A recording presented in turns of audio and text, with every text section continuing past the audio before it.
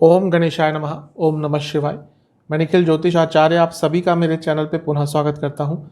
आशा करता हूँ आप सभी स्वस्थ होंगे। महादेव की कृपा आप सभी पर सदैव बनी रहे। ये वीडियो मकर यानी कि कैप्रिकॉर्न के लिए बहुत महत्वपूर्ण वीडियो है, क्योंकि यह वीडियो है सूर्य महाराज के राशि परिवर्तन के बारे में।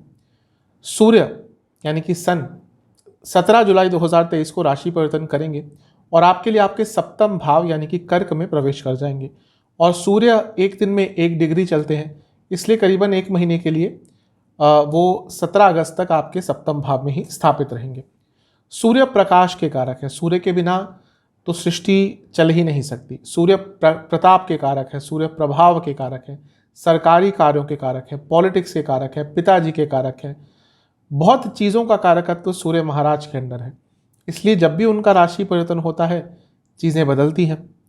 आपके लिए सूर्य जब सप्तम भाव में आएंगे तो बुध आदित्य योग भी बनाएंगे। ये अधिकतम अच्छा ही प्रभाव देता है, लेकिन साथ ही में शनि महाराज के साथ षडाष्टक योग भी बनाएंगे। शनि और सूर्य का जब षडाष्टक योग बनता है तो बहुत अच्छे प्रभाव नहीं आते उन भावों से संबंधित जिन भावों में वो षडाष्टक योग बन रहा है। तो इस वीडियो में हम पॉजिटिव नेगेटिव दोनों ही चीज़ों की चर्चा करेंगे कि ये जो सूर्य महाराज का राशि परिवर्तन है आपके लिए क्या क्या अच्छा क्या क्या बुरा लेकर आ सकता है। वीडियो के अंत में कुछ उपाय भी अवश्य बताऊंगा हर बार की तरह। लग्न राशि से और चंद्र राशि से अलग अलग राशिफल कतई नहीं बन सकते, टेक्निकली हो ही नहीं सकता ये ऐसा।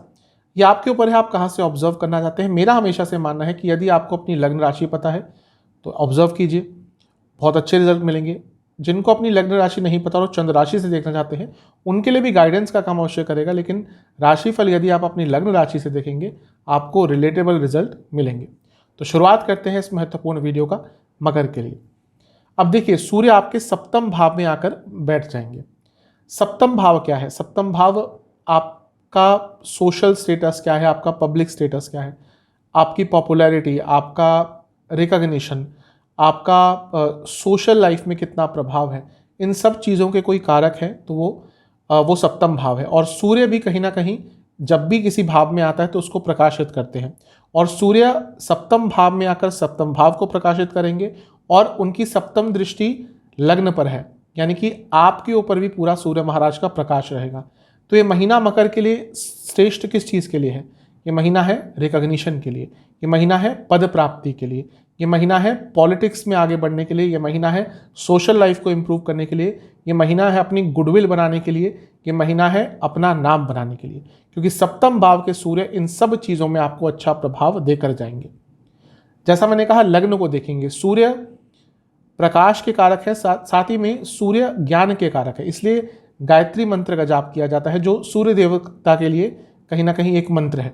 और जब सूर्य का प्रकाश लग्न पर होता है तो व्यक्ति को ना केवल किताबी ज्ञान आता है, उसको हर चीज़ का ज्ञान आ जाता है, यानी कि चीज़ें समझ आने लग जाती हैं। तो अपने जीवन के बारे में जानने के लिए, अपने जीवन की समझ को बढ़ाने के लिए ये जो 30 दिन का कालखंड है ये आपके लिए बहुत श्रेष्ठ दिख रहा है। क्योंकि यहाँ पे बुध आदित्य योग भी बन रहा है तो ये इसका भी एक प्रभाव आपके जीवन पे पड़ेगा।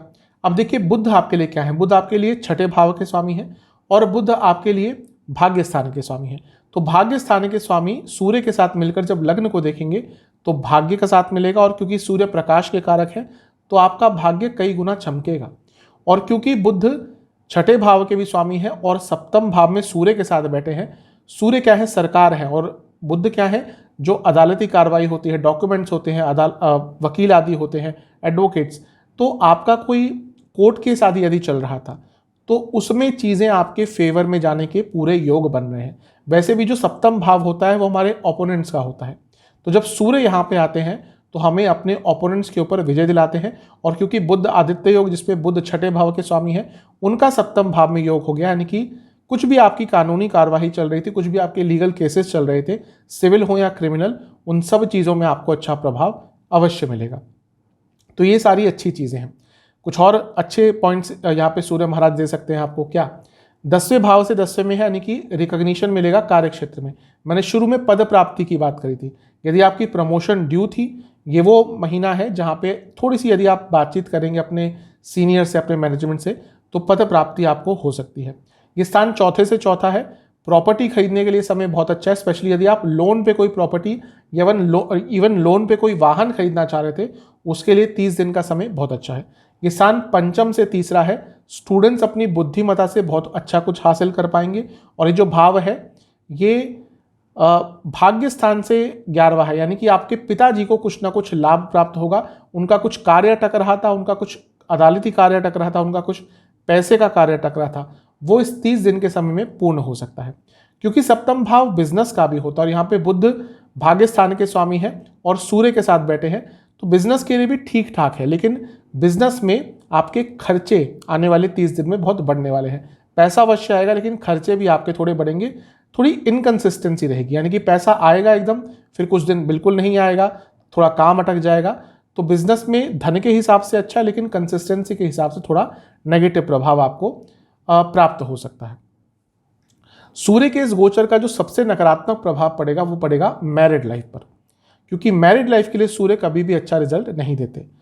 सप्तम में है और साथ में बुध भी है, यानी कि कंपैटिबिलिटी इश्यूज आना शुरू हो जाएंगे, स्पेशली फिजिकल लेवल पर। वो भी बहुत महत्वपूर्ण एक अंग होता है एक वैवाहिक जीवन का।